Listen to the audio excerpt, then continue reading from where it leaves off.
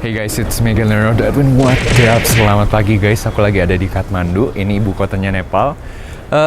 Lumayan dapat hotel yang ada rooftopnya, jadi dari sini bisa kelihatan sedikit kotanya ya. Hari ini aku mau cerita tentang trip ke Everest ya. Aku mau buka rangkaian video ini dengan video kali ini.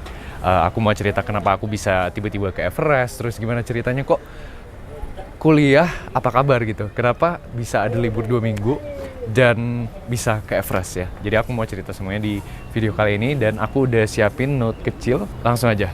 Nah, kebetulan banyak banget yang request aku naik gunung di video-videoku. Surprisingly, aku nggak nyangka banyak banget yang ternyata setertarik itu dengan naik gunung di Indonesia ya. Banyak yang bilang udah kangen video aku naik gunung. Terima kasih banyak, tapi sebenarnya itu bukan tujuan utama aku naik Everest. Karena aku naik Everest ini mendadak, nggak ada perencanaan. Dan memang dari awal tahun aku nggak merencanakan sama sekali gitu. Makanya teman-teman, keluarga itu semua pada kaget. Yang aku nggak kasih tahu. Nah, jadi awalnya aku kan lagi kuliah tuh di Roma.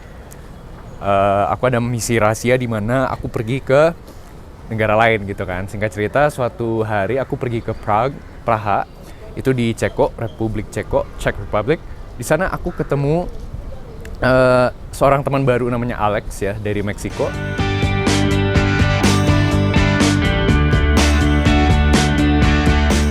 So we are done with the tour and we're gonna go to have lunch as a group together with the other members of the tour. Now Leo is the guide. Yes. Welcome to He's the Prague. local guide. Welcome. What's the name of the restaurant? I have to check it out, okay? Okay, I want to... Restaurace Malostranska Besada. Perfect pronunciation, I love. Perfecto. Yeah, perfecto. Extraordinario. So this is Alex. He is Hola. From Mexico. from Mexico. ¿Cómo están? How are you, everyone? Muy bien. Dia adalah orang yang menginspirasi aku untuk pergi ke Everest karena dia pernah ke Everest Base Camp tahun lalu. Cerita banyak banget ke aku tentang pengalamannya, tentang treknya, tentang makanannya, tempat tinggal, semuanya dia ceritain ke aku dan aku sangat tertarik untuk pergi ke sana gitu. Nah, kebetulan aku punya libur 2 minggu tuh dari kuliah study abroad di Rome. Selesainya lebih cepat 1 minggu. Harusnya spring break itu cuma 1 minggu doang, tapi karena aku lagi study abroad, jadi dapat 1 minggu lebih cepat. Berarti aku dapat 2 minggu lewat sedikit gitu. Nah, akhirnya aku mikir, wah, kayaknya cocok nih kalau aku mampir ke Nepal dulu untuk pergi ke Everest sebelum balik ke US gitu. Nah, begitu aku udah merencanakan mau ke Everest kan, aku udah mulai serius nih ngomong sama Alex gitu. Si Alex ini kasih kontak si Sandy, guide aku. Si Sandy ini adalah guide nggak cuma di Everest aja, tapi di Annapurna juga, di Manaslu juga. Jadi udah berpengalaman lah, orang Nepal asli tinggal di Kathmandu gitu. Nah, aku mulai tuh bertanya-tanya, kontak sama si Sandy kan, treknya, minta info treknya, minta info biayanya. Dan awalnya tuh aku mikir, wah, karena waktu itu masih Januari, wah aku masih ada 2 bulan nih, aku bisa siapin, aku coba cari sponsor deh gitu. Siapa tahu kalau dapet, aku bisa terbangin teman-temanku yang dari Indonesia ataupun yang dari US, kalau misalnya yang Indo berhalangan, untuk bisa trekking bareng ke Everest gitu. Nah, singkat cerita, aku masih belum beruntung ya, masih belum dapat sponsor. Tapi sepanjang perjalanan aku kemarin di Everest, aku bener-bener nyadar kalau banyak banget konten yang bisa dibuat dan banyak banget waktu gitu. Jadi aku yakin di luar sana ada sponsor ya yang mau dan bersedia untuk mensponsori. Jadi kalau kalian mau ke Everest, aku sangat mendorong kalian untuk cari sponsor karena ya biayanya juga lumayan dan waktu kalian banyak di sana gitu. Kalian bisa buat banyak banget video, banyak banget shoot produk dan lain-lain. Aku yakin itu sangat bisa dilakukan. Ya, aku nggak dapat sponsor kali ini nggak apa-apa. Aku bersyukur aku masih bisa biayain semua trip ini sendiri. Dan ya siapa tahu nanti aku bisa balik lagi ke sini dengan sponsor, dengan teman-teman, ya kan, lebih seru. Yang penting kalian tahu kalau ke Everest itu sangat bisa untuk cari sponsor ya. Jadi kalian bisa menyusul jejakku ke sini. Nah, lalu karena nggak dapat sponsor, waktu itu udah Maret awal, aku baru bilang, oke, Sandy, guide aku si Sandy ini. Sandy, ayo kita gas, aku bakal beli tiket hari ini gitu. Akhirnya aku singkat cerita beli tiket. Dan karena udah di briefing sama si Sandy, treknya pilihannya ini aja, ini. Harganya sekian. Aku ambil yang 14 hari Everest Base Camp plus Gokyo Lake. Nah, aku untung banget ya dapet si Sandy ini karena aku jadinya privat gitu. Dengan harga yang sama dengan tur-tur yang lain, aku dapat Gokyo Lake. Dengan harga yang segitu, harganya 1.400 US dollar udah include semua ya, makan, minum, tempat tinggal, guide, porter udah include semua. Menurut aku sangat murah gitu dan aku di compact banget dapat Gokyo Lake bonus gitu. Kalau sama company lain, sama tour agen yang lain aku nggak dapet tuh. Dan jadwalnya karena ini privat, si Sandy ini bener-bener ngikut aku gitu. Jadi dengan harga yang sama, aku dapat paket yang lebih banyak, aku dapat jadwal yang lebih fleksibel. Bahkan aku pulang lebih cepat sehari. Harusnya bisa 2 hari, tapi karena flight cancel 2 hari, jadi akhirnya bisa sampai lagi di Kathmandu sehari lebih cepat gitu. Itulah enaknya dapat privat ya. Dan buat kalian yang nggak tahu ya, di Everest itu banyak banget trek pilihan. Ada 3 passes, ada 1 pass, ada 2 pass, ada Gokyo, ada EBC. Nah, EBC ini yang semua orang pasti pergi karena itu adalah tujuan utamanya, base campnya gitu kan. 5.364 mdpl. Tapi ternyata itu tuh biasa banget setelah aku pergi kemarin ya. Setelah aku jalani, EBC itu nggak ada apa-apanya dibanding sama passes. Jadi passes itu adalah kayak, ini kalian di sebelah sini, kalian mau nyebrang ke sebelah sini tapi nyebrangin gunung tinggi banget gitu. Jadi dari 4.700 atau 4.800, ini juga sama. Kalian nyebrang gunung yang tingginya 5.400, 5.500, itu disebut pass gitu di Everest. Jadi di Everest ada 3 pass, ada Chongmala, ada Chola, ada Renjola Pass.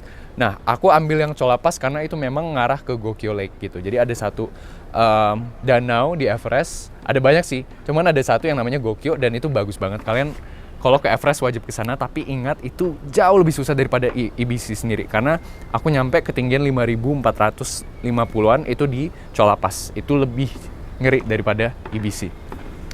Nah, tapi karena memang EBC ini yang paling populer ya, siapa yang nggak tahu Everest Base Camp gitu. Semua orang pasti pengen ke sana. Jadi kebanyakan orang itu tujuannya ke sana gitu. Jadi waktu kalian ketemu orang di sana dan kalian tanya, "Kamu ambil trek yang mana?" Kalau dia jawab 3 passes, langsung auto salut. Itu bener-bener 3 passes itu bayangin susah banget. Itu treknya 22 hari. Dan ya, bahkan ya untuk EBC itu 14 hari normalnya. Kalau ada ambil satu pas ekstra, itu jadi 18. Aku 14 tetap, bahkan 13. Harusnya bisa 12 gitu, tapi gara-gara flight cancel. Itu bener-bener salut banget buat siapapun yang ambil passes. Nah, aku beruntung aku bisa lewatin semuanya dengan baik ya, walaupun ada sakit kepala dan lain-lain. Tapi semuanya lancar, puji Tuhan bisa balik lagi ke Kathmandu hari ini. Dan hari ini aku akan terbang ke US untuk lanjut kuliah lagi. Jadi begitulah ya untuk trek, untuk harga kurang lebih sekitar 1.400 sampai 1.500.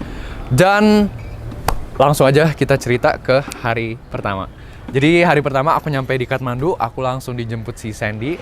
Yeah, finally, yeah. Yay, nice meeting you. So welcome to Nepal. Yeah, thank you brother. Aku langsung diantar menuju hotel ya, untuk taruh barang, langsung cari-cari peralatan karena aku bener-bener nol peralatan sama sekali. Aku nggak ada perencanaan ke Roma dari US itu, nggak bawa peralatan camping sama sekali, satupun nggak ada. Taruh barang di hotel, aku langsung pergi cari barang dan aku nyadar bahwa Nepal itu lumayan mirip sama Indonesia. Aku bener-bener merasa kayak lagi di Indonesia ya, jalanannya macet, polusinya ada, terus jalannya sempit, klakson sana sini. Yeah.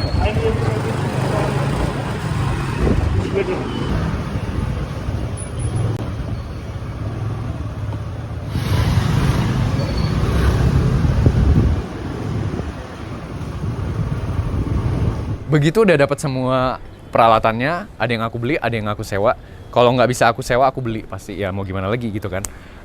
Kita pergi makan malam. Itu adalah makan malam pertama aku di Nepal.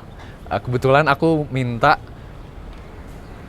makanan tradisionalnya, namanya dalbat. Ini adalah makanan aku, bekal aku selama di Everest kali ini, bener-bener enak. Kalian harus coba kalau kalian ke Nepal. Surwati goreng. Surwati karo, yes. Yes. Dalbat. Dalbat. Nepalese traditional meal. Yes. Okay, with this photo in the camera, yeah. Nasi warteg, mantap. So, Okay. and like this one. Huh? All right. Little bit pickle. Pickle? All right. Sambal? And like this. Uh-huh. And if you want to more add like some cauliflower or something, Uh-huh. you can add like this. And then It's good? later oil. It's good? It's fantastic. Yeah. Nice. Begitu kita selesai makan, kita langsung balik ke hotel untuk meeting sedikit. Jadi briefing tentang perjalanannya semuanya. Kita meeting pokoknya di situ, singkat aja. Habis itu aku langsung packing, aku istirahat dan besoknya aku pergi berangkat ke Everest ya. Jadi itu adalah kurang lebih intro untuk video kali ini. Mulai video berikutnya akan kita mulai perjalanan ke Everest Base Camp plus Gokyo Lake kali ini. Jadi stay tune semuanya, semoga ini bisa menjelaskan ya kenapa aku tiba-tiba ke Everest dan apa yang menjadi latar belakangnya dan kenapa aku ada waktu, kuliahku gimana, kuliah aman ya, ini pakai waktu libur spring break. Jadi segitu aja untuk video kali ini. I'll see you guys in the next video. Thank you guys for watching. I'll see you. Bye bye.